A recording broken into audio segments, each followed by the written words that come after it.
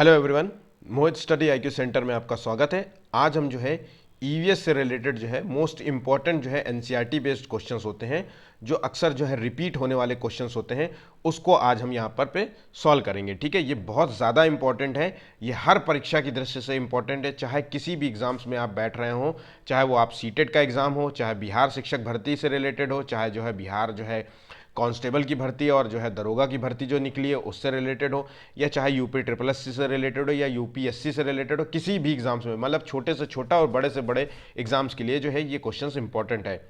इसलिए ये जो क्वेश्चंस हैं इसको बिल्कुल भी मिस मत कीजिएगा और आखिर तक सारे सवालों को जो है उत्तर देने का प्रयास कीजिएगा और समझने का भी प्रयास कीजिएगा, क्योंकि जो है इन क्वेश्चंस के साथ साथ जो है मैं इसमें बहुत सारे फैक्ट्स भी मैं बताता हूं जो आपके लिए परीक्षा की दृष्टि से इंपॉर्टेंट होते हैं, सभी फैक्ट्स। ठीक है, क्योंकि जरूरी नहीं है कि क्वेश्चंस को इसी रूप में पूछा जाए, उससे रिलेटेड फैक्ट्स से भी रिलेटेड जो है क्वेश्चंस पूछे जा सकते हैं। चलिए, तो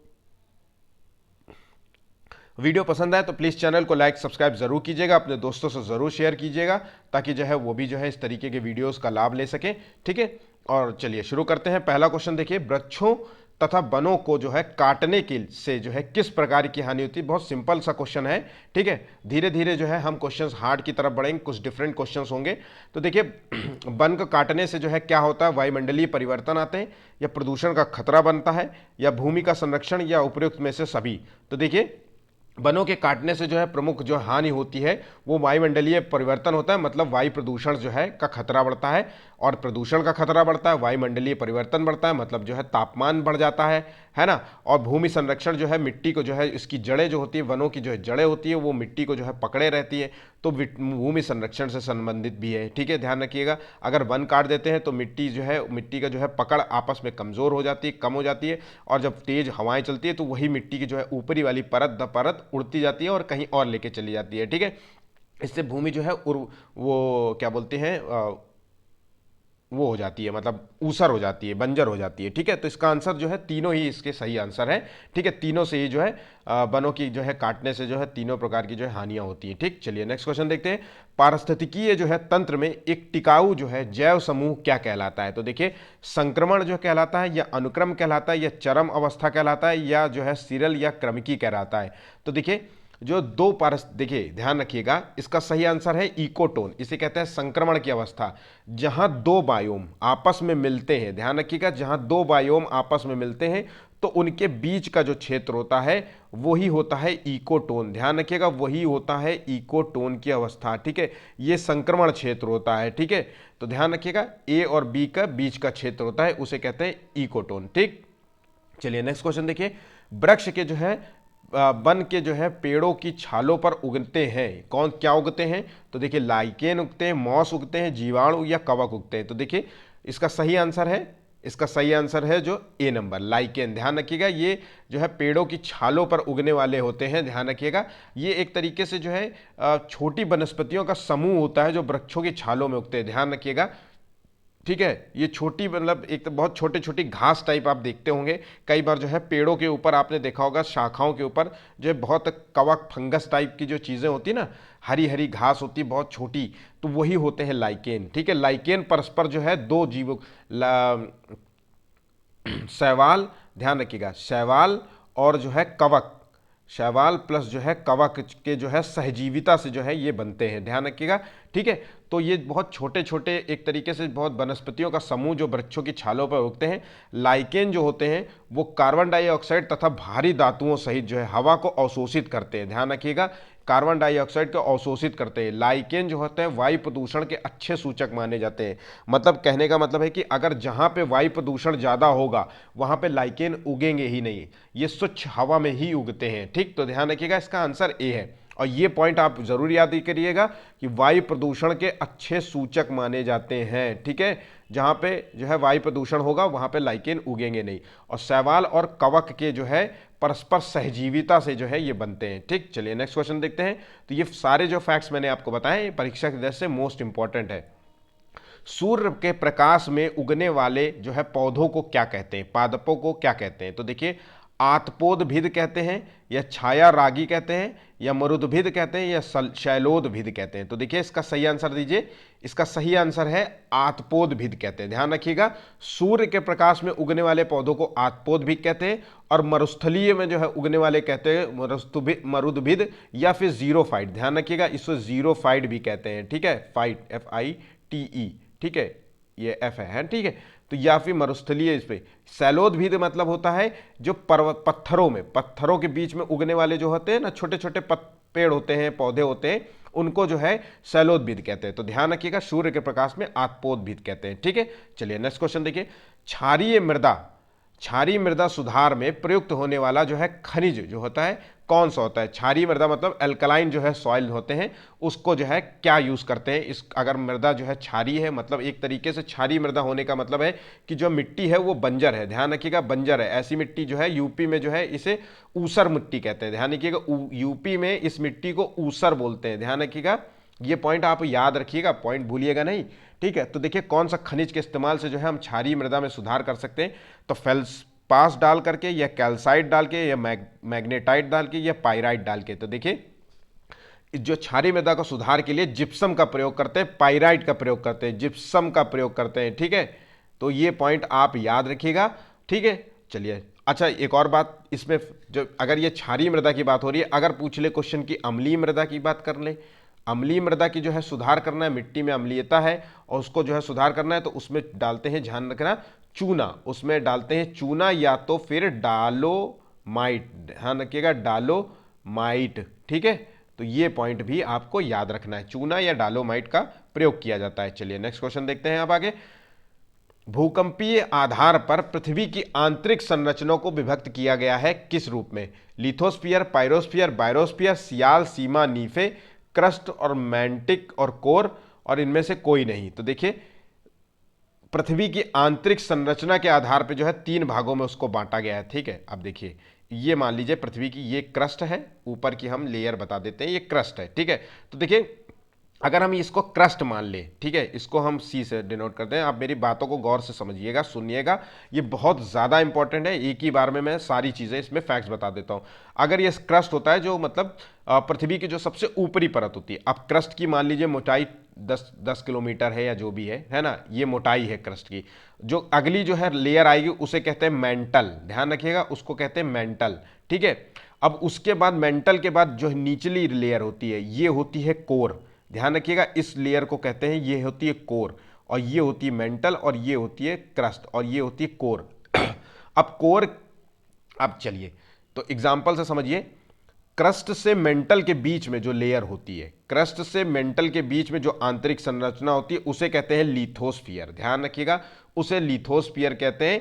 ये बनता है सिलिका और एल्युमिनियम से बनता है। ठीक है, सियाल जिसे कहते हैं, ध्यान रखिएगा, इसे सियाल कहते हैं। ध्यान रखिएगा, इस लेयर को सियाल कहते हैं। ठीक, पॉइंट आप याद रखिएगा बहुत। इसका आंसर ए नंबर है। मैं फिर से बता देता हूं, आंतरिक संरचना को विभक्त किया है लिथोस्फीयर, पायरोस्फीयर और बायोस्फीयर।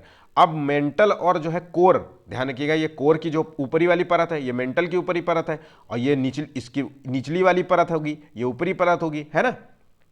तो जो मतलब क्रस्ट की और मेंटल की ऊपरी परत होती है उसको कहते हैं लिथोस्फीयर, और मेंटल की जो निचली परत होती है, देखिए निचली परत होती है, और मतलब कोर की जो है, एक सेकेंड, कोर की जो सबसे ऊपरी वाली परत होती है उसको कहते हैं पायरोस्फीयर। ध्यान रखिए, उसको कहते हैं पायरोस्फीयर, और ये बनता है, ध्यान रखिएगा, ये बनता है सीमा।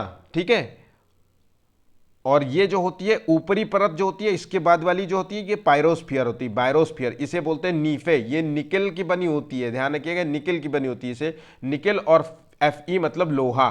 ठीक है, तो ये निकेल और लोहा की यहाँ पे मात्रा होती है। एक तरीके से आपको बताने की कोशिश की गई है कि ये जो कोर वाली संरचना होती है इसमें पाया जाता है। अगर क्वेश्चन पूछे कि कोर में सबसे ज्यादा क्या पाया जाता है, तो आपको बताता है निकेल और जो है Fe, नीफे, इसे इन दोनों को जोड़ के नीफे कर दिया गया है।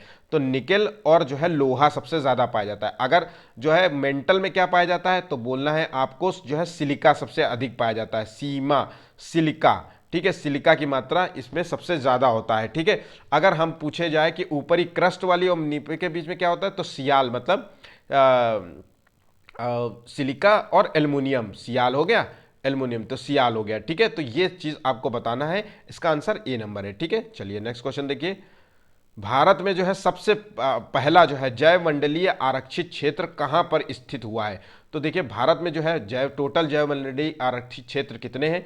तो ये है टोटल आरक्षित क्षेत्र है 18। ये पॉइंट आपको याद रखना है, 18 भारत में टोटल जैव मंडलीय आरक्षित क्षेत्र है। और पहला कब स्थापित किया गया था और कहां स्थापित किया गया था? तो देखिए 4 ऑप्शंस दिए हैं। पहला स्थापित हुआ था नीलगिरी में 1986 में। ठीक है, 1986 में जो है पहला स्थापित किया गया था। और दूसरा जो था वो नंदा देवी था, ध्यान रखिएगा, सेकंड नंबर पे था नंदा देवी, और ये 1988 में स्टैब्लिश हुआ था। कभी कभी सीरीज में पूछ लेता है ना, तो इसलिए 2 ऑप्शंस जो है आपको पता होने चाहिए। चलिए नेक्स्ट क्वेश्चन देखते हैं। नोकरेक जो है जैव मंडलीय क्षेत्र निम्नलिखित में से जो है किस राज्य में अवस्थित है? तो नोकरेक जो है जैव मंडलीय आरक्षित क्षेत्र जो है ये पश्चिम बंगाल, सिक्किम, मेघालय और उड़ीसा कहाँ स्थित है? तो देखिए ये स्थित है मेघालय में, ध्यान रखिएगा ये मेघालय में स्थित है। और इसकी स्थापना, टोटल जैव मंडलीय आरक्षित क्षेत्रों की संख्या कितनी है? 18, और इसकी स्थापना हुई थी 1988 में, ध्यान रखिएगा। और ये जो क्षेत्र है नोकरेक जैव मंडलीय आरक्षित क्षेत्र है, ये गारो हिल्स का हिस्सा है, ध्यान रखिएगा। गारो की पहाड़ियां होती ना, गारो की पहाड़ी, ठीक है, ये पहाड़ी का हिस्सा है। ठीक है, ये आपको याद रखना है। चलिए नेक्स्ट क्वेश्चन देखते हैं। पृथ्वी के चारों ओर गैसों के समूह को हम क्या कहते हैं? बहुत सिंपल है, पृथ्वी के जो चारों ओर जो गैसों का वायुमंडल होता है, मतलब गैसों का जो समूह होता है उसे वायुमंडल कहते हैं। ठीक है, जलों का पूरा चारों तरफ हो तो जलमंडल हो गया। ठीक है, तो वायुमंडल में जो है बहुत सारी गैसेस होती हैं, जिसमें सबसे प्रचुर मात्रा में पाई जाती है नाइट्रोजन, जो कि 78% है। ठीक है, और उसके बाद आती है ऑक्सीजन जो कि 21% है। फिर आती है कार्बन डाइऑक्साइड CO2, फिर 0.03% है। ठीक है, तो इस तरीके से जो है गैसेस का प्रचुर मात्रा, आपको 99% जो है आमतौर पर जो है, ठीक है, तो ये पाई जाती है, ठीक, करीब करीब। ठीक है, तो चलिए अब आगे बढ़ते हैं। ये पॉइंट्स बहुत सिंपल हैं। पृथ्वी शिखर सम्मेलन जो है कि कहाँ कब आयोजित किया गया था? तो देखिए ये कहाँ आयोजित किया गया था और इसके बारे में जानते हैं, ये था है क्या? तो देखिए पृथ्वी जो है शिखर सम्मेलन था, ये पर्यावरण संरक्षण एवं विकास के लिए जो है कदम अंतर्राष्ट्रीय, मतलब ये देखिए पहला जो था पर्यावरण संरक्षण के लिए जो है कार्यक्रम आयोजित किया गया था। और जो है मूल उद्देश्य था जो है विकास के लिए कार्य करना है, पर्यावरणीय संरक्षण से रिलेटेड जो है कार्य करना, और जिसका आयोजन किया गया था रियो में, ध्यान रखिएगा, रियो डी जेनेरियो जो कि ब्राजील में स्थित है, ब्राजील। ठीक है, ठीक, ये पहला था जिसकी सम्मेलन हुआ था 1992 में, ध्यान रखिएगा। ये पॉइंट बस आपको याद कौन सा करना है, ये जितने फैक्ट्स मैंने बताए 1992 में, और इसका जो है आयोजन हुआ था रियो में। ठीक है, और रियो है ब्राजील में। ठीक, चलिए नेक्स्ट क्वेश्चन देखते हैं, आगे बढ़ते हैं।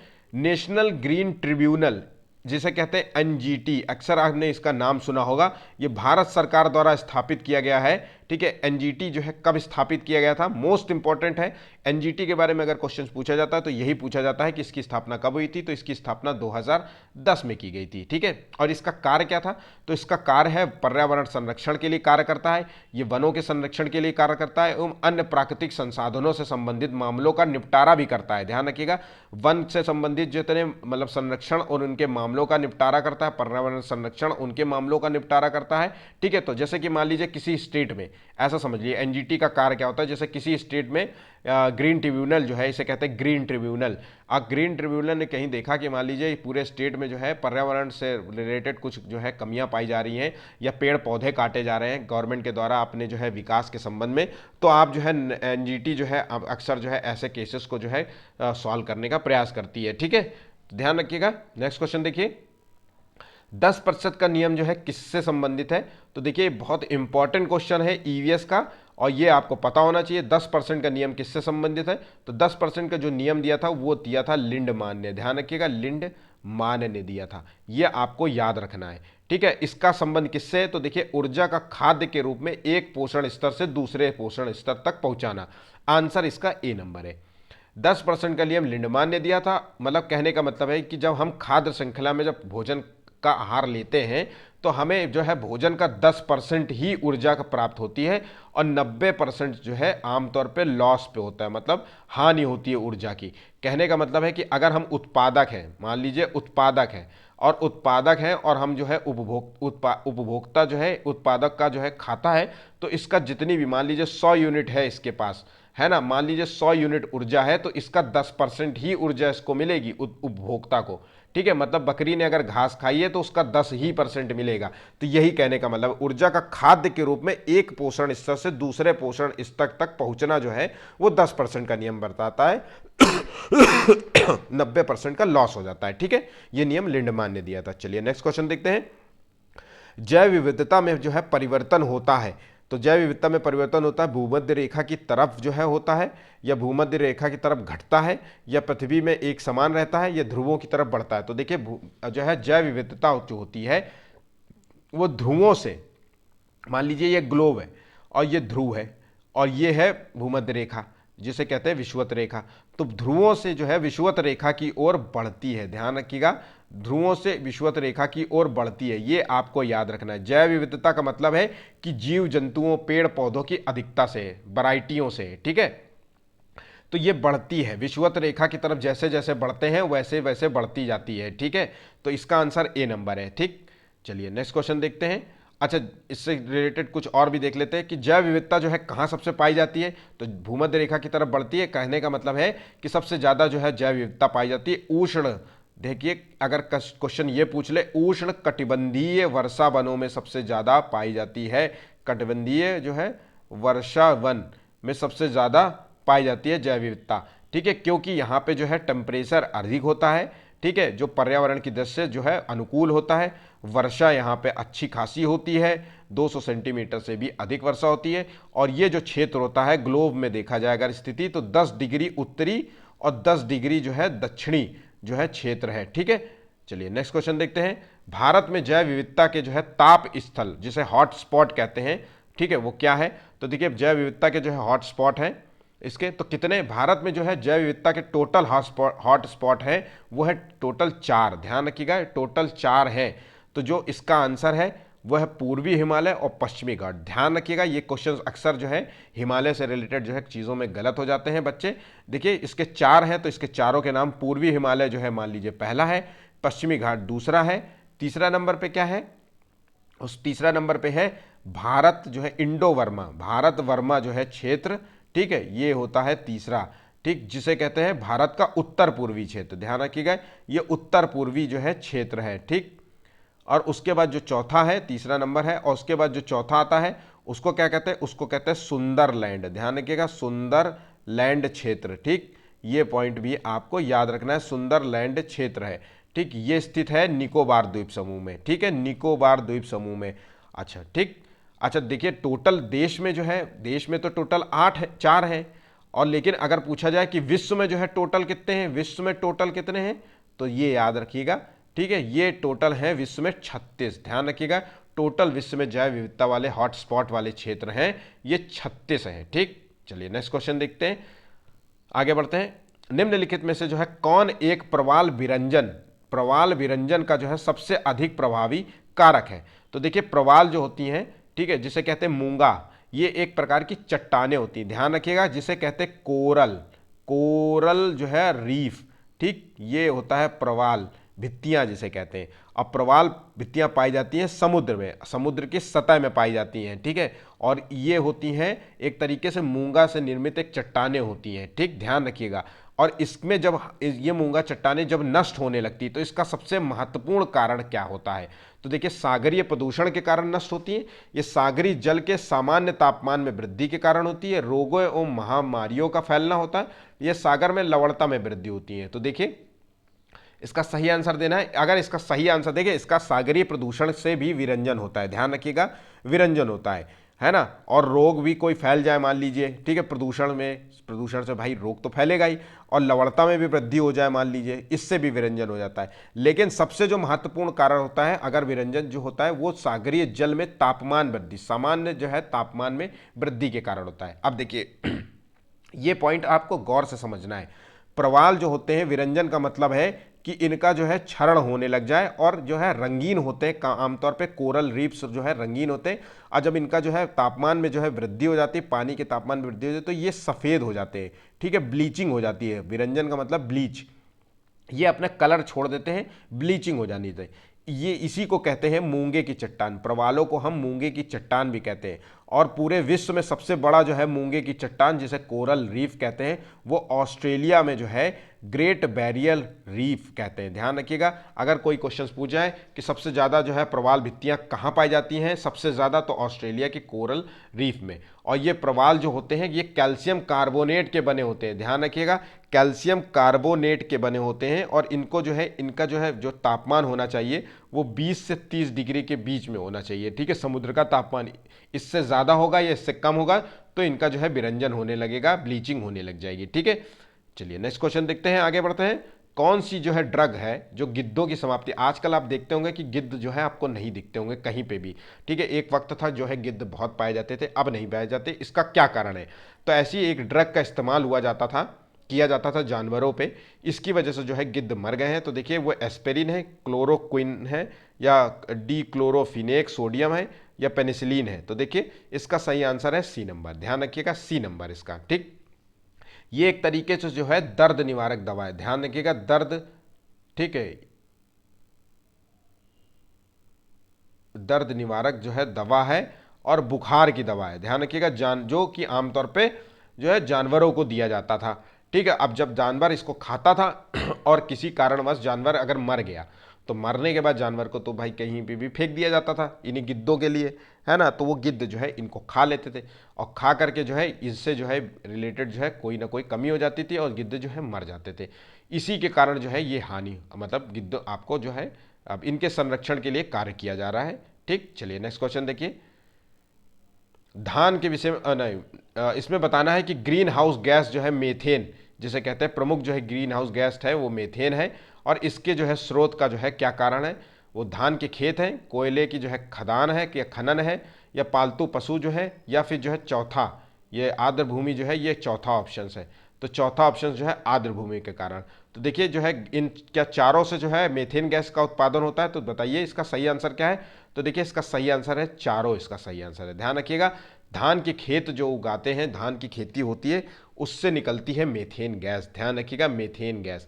कोयले की खदान में जो है खनन अब जब करते हैं तो मेथेन गैस ही पाई जाती है। इसलिए जो है अगर कोयले की खदान में कभी कभी देखते हैं ब्लास्ट हो जाता है तो वो इसीलिए होता है कि कोयले की खदान में होती है मेथेन, और जब फड़ुआ अरुआ जब चलता है तो एकदम से स्पार्क हो जाता है, या किसी अन्य कारणों से जो है स्पार्क हो जाता है तो एकदम से जो है एकदम से लौ उड़ जाती है और वो ब्लास्ट हो जाता है। ठीक है, पालतू पशु जब खाना खा लेते हैं तो पेट से पुनः वापस लाते हैं मुंह में और चबाते रहते हैं, तो उनसे जो है मुंह से जो है मेथेन गैस निकलती है। आर्द्र भूमि मतलब दलदल, दलदल में भी जो है सबसे ज़्यादा मेथेन का उत्पादन होता है। तो ठीक है, ध्यान रखिएगा, इसका चारों इसका सही आंसर है। ठीक, नीलगिरी में जो है मेघ बकरियां पाई जाती हैं, तो ये बकरियां जो है कहाँ पाई जाती हैं? नीलगिरी के किस क्षेत्र में, किस पार्क में? तो देखिए इराविकुलम जो है राष्ट्रीय नेशनल पार्क है, या फिर जो है मनवन में जो है टाहर में, या पेरियार आरक्षित क्षेत्र में, या शांत घाटी में। तो देखिए इसका जो नीलगिरी की जो है मेघ बकरियां हैं वो इराविकुलम नेशनल पार्क में पाई जाती है। ये पार्क है केरल में। ध्यान रखिएगा, ये पार्क केरल में स्थित है। तो ये पॉइंट आपको याद रखना है, मोस्ट इंपॉर्टेंट क्वेश्चन है। ठीक, चलिए नेक्स्ट क्वेश्चन देखते हैं। यमुना एक्शन प्लान, देखिए बहुत बार ये पूछा गया है, यमुना एक्शन प्लान जो है कब जो है प्रारंभ हुआ था? तो देखिए पहले जो है पहला प्लान हुआ होगा गंगा, गंगा के लिए जो है सफाई के लिए जो है कार्यक्रम शुरू हुआ था, वो शुरू हुआ था 1985 में। ये कार्यक्रम शुरू हुआ था गंगा की सफाई को लेकर के। ठीक, उसके बाद इसी को जो है एक और ऐड करते हुए जो है यमुना एक्शन प्लान लेके आया गया था, और ये एक्शन प्लान हुआ था 1993 में। ध्यान रखिएगा, ये एक्शन प्लान 1993 में हुआ था।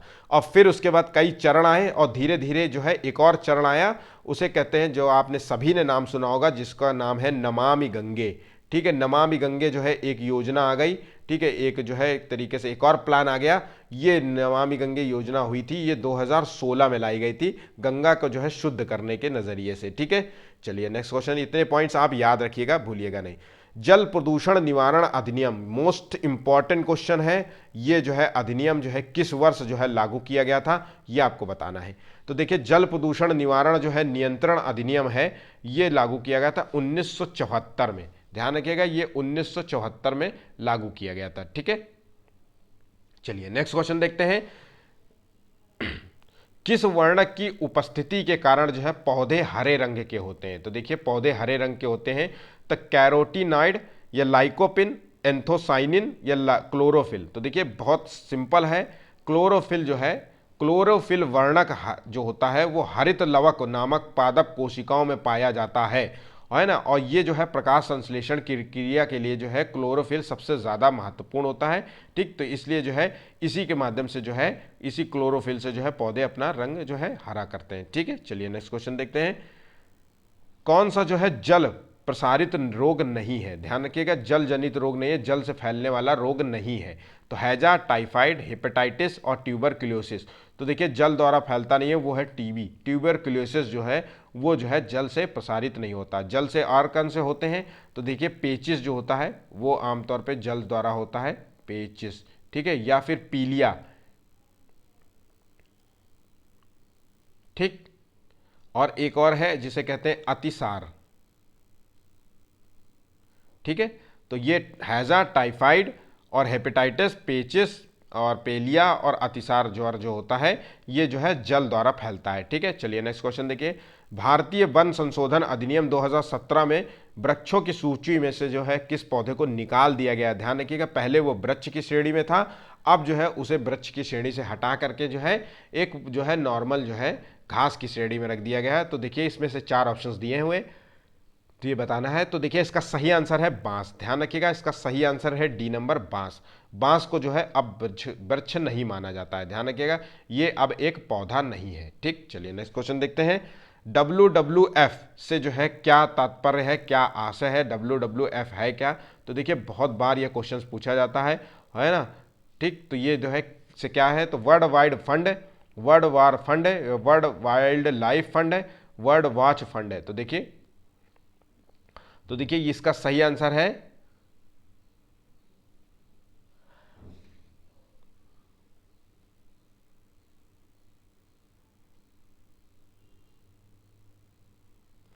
इसका सही आंसर है C number, World Wildlife Fund है। ठीक है, ध्यान रखिएगा।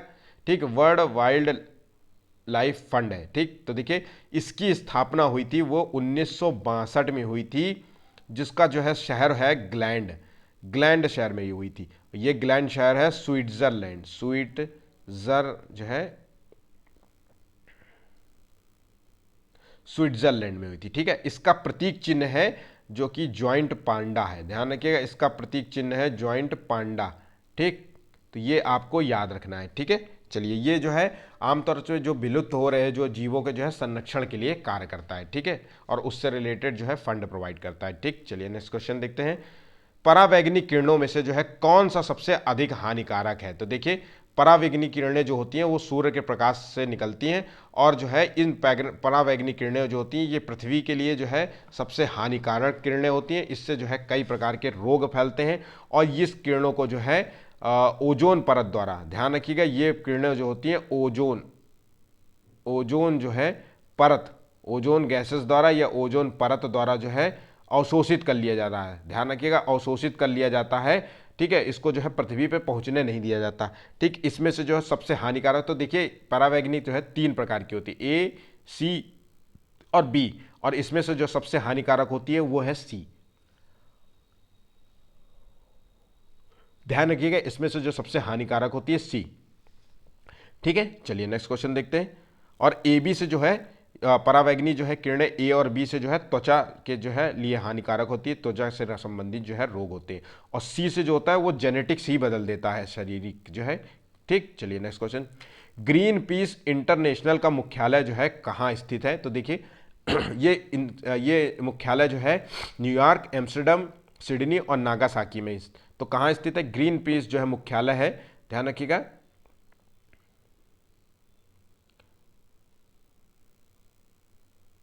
ये एम्स्टर्डम में स्थित है। ध्यान रखिएगा, ये एम्स्टर्डम में स्थित है, जिसे कहते हैं ये है न्यूजीलैंड। ध्यान रखिएगा, न्यूजीलैंड। ठीक है, ये आपको याद रखना है, ये न्यूजीलैंड में स्थित है। और ग्रीन पीस इंटरनेशनल जो है स्थापना हुई थी 1971 में। ध्यान रखिएगा, 1971 में स्थापित हुई थी। ठीक है, और ये इसका काम था पर्यावरण को संरक्षण एवं विकास को जो है प्रोत्साहन देना। ठीक है, चलिए नेक्स्ट क्वेश्चन देखते हैं। कौन सा जो है यूरोप यूरोप को जो है अफ्रीका से अलग करता है? तो ध्यान रखिए, कौन सा सागर जो है यूरोप को अफ्रीका से अलग करता है? मोस्ट इंपॉर्टेंट क्वेश्चन है, बहुत बार पूछा गया है। यूपी ट्रिपल सी जो है अन्य जैसे जो है एग्जाम्स में जो है ये बहुत बार पूछा गया है। तो देखिए ये जो है अलग करता है, ये भूमध्य सागर। ध्यान रखिएगा, यूरोप को अफ्रीका से अलग करने वाला जो सागर है उसे कहते हैं भूमध्य सागर। ठीक है, चलिए नेक्स्ट क्वेश्चन देखिए। कौन सा जो है अम्ल वर्षा का जो है बृहद सूचक माना जाता है? अम्लीय वर्षा जो है जिसे कहते हैं एसिड रेन। तो देखिए कौन से हैं, चार ऑप्शंस दिए हो गए। तो देखिए सल्फर डाइऑक्साइड जो होता है वो अम्ल वर्षा का कारक होता है। ध्यान रखिएगा, अम्ल वर्षा इसी के कारण होती है। ठीक है, ये जल से संयोग करके, सल्फर डाइऑक्साइड जो होती है ये जल से संयोग करके नाइट्रिक अम्ल बनाता है और जो है सल्फ्यूरिक अम्ल बनाता है। ध्यान रखिएगा, ये नाइट्रिक अम्ल बनाता है, नाइट्रिक अम्ल बनाता है। ठीक है, और जो है ये पॉइंट आप याद कर लीजिए। और सल्फ्यूरिक वैसे कम पूछा जाता है, ये चीज़ पूरा क्वेश्चन पूछा जाता है, जो मैं आपको समझा रहा हूँ कम ही पूछा जाता है, लेकिन फिर भी आपको पता होना चाहिए सल्फ्यूरिक। ठीक है, और ये सल्फ्यूरिक अम्ल बनाता है। ठीक है, अम्ल वर्षा जो होती है, अम्ल वर्षा जो होती है इसका जो है pH मान होता है, इसका होता है 4 से 4.5 के बीच में। ध्यान रखिएगा, 4 से 4.5 के बीच में होता है। ठीक, चलिए नेक्स्ट क्वेश्चन देखते हैं। इसी जो है अम्ल वर्षा के कारण जो है सल्फर डाइऑक्साइड के कारण जो है ताजमहल, ध्यान रखिएगा ताजमहल जो है वो पीला पड़ रहा है। ठीक है, ताजमहल जो है पीला हो गया है। ठीक है, ये भी आपको पता होना चाहिए। नेक्स्ट क्वेश्चन देखते हैं। धातुमय प्रस्तर जो है किसे कहते हैं? तो देखिए धातुमय प्रस्तर क्या होता है? तो देखिए विटामिन होता है, बॉक्साइड होता है, मेलालाइड होता है या अयस्क होता है? तो देखिए धातुमय प्रस्तर जो है उसे कहते हैं अयस्क को कहते हैं। ध्यान रखिएगा, अयस्क को कहते हैं। अयस्क क्या होता है? इससे जो है विभिन्न धातुओं की प्राप्ति, अयस्क जो है सबसे प्राइमरी स्तर की जो है मिलता है और इसी से जो है हम शुद्ध करके फिल्टर करके जो है अन्य जो है धातुओं को हम प्राप्त करते हैं। ठीक है, चलिए नेक्स्ट क्वेश्चन देखिए। लौंग और जो है केसर पौधे के जो है किस भाग से प्राप्त होता है? तो जड़, तना, फल और फल फूल और इससे से।